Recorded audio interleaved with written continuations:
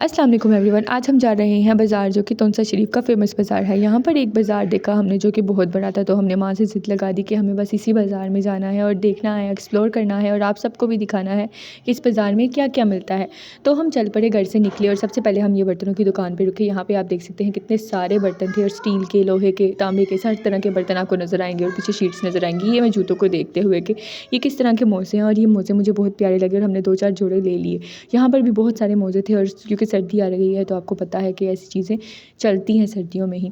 और ये एक जूतों की दुकान पे गई। यहाँ के जूते बहुत ही खूबसूरत थे, मुझे ये सारे जूते बहुत ही अच्छे लगे। मैं इनको देखते देखते निहार रही थी और कह रही थी काश ये सारे ले सकती, क्योंकि मुझे जूते बहुत ही अच्छे लगते हैं। खूबसूरत जूते हों, इंसान की पर्सनैलिटी पे सूट करते हैं।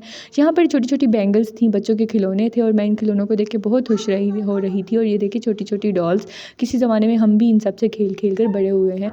और ये आदमी इनको इतने सस्ते दामों बेच रहा था कि आप सोच भी नहीं सकते। और यहाँ के लोग बहुत ही सादा हैं। यहाँ पर इतनी ज़्यादा वो वाली मॉडर्निटी नहीं मिलेगी आपको जो आपको हमारे शहरों में मिलती है, आम शहरों में मिलती है। और ये आदमी यहाँ से लेके जा रहा था आर्टिफिशियल गिटार, और ये भी छोटे छोटे जूते थे जो कि कुछ नायलन के बने होते हैं। आई डोंट थिंक सो, पता नहीं क्या होता है ये, लेकिन ये जूते आम जूतों से अलग थे, जो कि हम वॉशरूम में पहन के जा सकते थे। आदमी ने तो मुझे यही बताया था।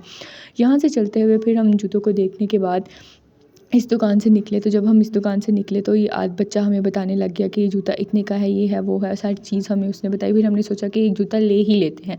तो हमने सोचा अज़ान की लिए एक प्यारा सा खूबसूरत सा जूता लेते हैं, और वो जूता हमने लिया, जो कि उसने हमें 400 में दिया। फिर हम ये यहाँ से निकले तो यहाँ पर हमें छोटे छोटे फ्रॉक्स नज़र आए, और कुछ दुकानें भी बंद थी, पता नहीं वो क्यों बंद थी। और यहाँ से चलते हुए हम सोच रहे थे कि ये बाज़ार हमारे बाज़ार से कितना डिफरेंट है। यहाँ पर इतनी वैरायटी भी नहीं थी, और ये फ्रूट की रेडी थी और सब्जियों की रेडी थी। और यहाँ पर एक ये दस्तरखान था, ये गरीबों के लिए इमरान खान ने बनाया हुआ है। इमरान खान ने काफ़ी सारे फलाही काम किए हैं, जिनमें एक ये काम भी शामिल है। और ये बच्चों ने यहाँ पर जूते लिए थे। ये छोटा सा जॉयलैंड टाइप बना हुआ था, लेकिन ये सिर्फ कहने को जॉयलैंड था, ये जॉयलैंड जैसा नहीं दिख रहा था। ये यहाँ का छोटे से शहर का छोटा सा जॉयलैंड था।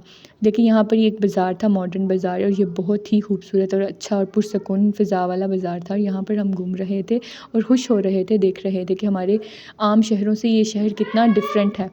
और ये अज़ान कहता था कि मुझे इस गाड़ी में झूला लेना ही लेना है, यहाँ तक कि इसके पास अपनी इस तरह की गाड़ी है, इसको यहाँ पर पैसे देकर इस गाड़ी का झूला लेना था। और ये अनाबिया को हमने इस झूले पे बिठाया, तो अज़ान को ज़बरदस्ती बिठाना पड़ा, क्योंकि वो मान ही नहीं रहा था। ये जंपिंग कर रहे थे दोनों, और अनाबिया से खड़ा नहीं हुआ जा रहा था। और ये मॉडल बाज़ार का अंदर वाला व्यू था।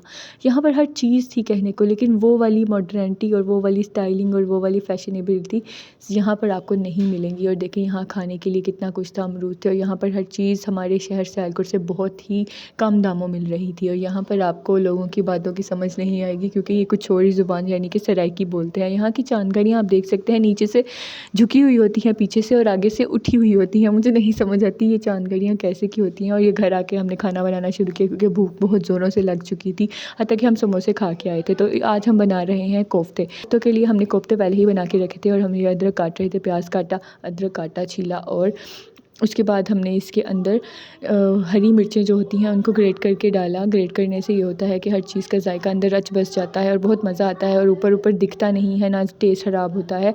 उसके बाद हमने टमाटर को भी इस तरह से ही ग्रेट कर लिया। ग्रेट करने के बाद अदरक को भी हमने इस तरह से ही ग्रेट किया था। और ये हम ग्रेट करते हुए उसके बाद हमने सब में मसाला बनाने के बाद पानी डाला। पानी डालने के बाद रख दिया। ढकने के बाद जब हमने देखा तो ये मसाला भुन चुका था। इसके अंदर हमने नमक, मिर्च, हल्दी और कस्तूरी मेथी डाली, और कुछ 2-4 मसाले और डाले, यानी सूखा धनिया वगैरह। और फिर ये हमने मीट बॉल्स जो बना के रखे हुए थे, ये कोफ्ते, ये हमने इसके अंदर डाले। एक एक करके सारे कोफ्ते डाले, और फिर उसके बाद हमने इसके अंदर पानी डाला खूब सारा, इतना कि कवर हो जाए ऊपर तक। और फिर हमने कोशिश की कि इसको थोड़ा भून लिया जाए। और भुनने के बाद हम देख रहे थे कि इनकी ग्रेवी उस तरह से नहीं बन। फिर इसमें पानी डाला गया कि पानी डालने से शायद इसकी ग्रेवी बन जाए। और जब ग्रेवी इसकी बनी तो फिर हमने इसको कवर कर दिया। कवर करने के बाद जब इसमें बॉयल आने लगे तो हमारा सालन रेडी था। फिर हमने इसके ऊपर साथ में थोड़े से ब्राउन राइस बनाए और वो खाए, और हमें बहुत मज़ेदार लगे ये राइस, और हमने बहुत इंजॉय किया इनको।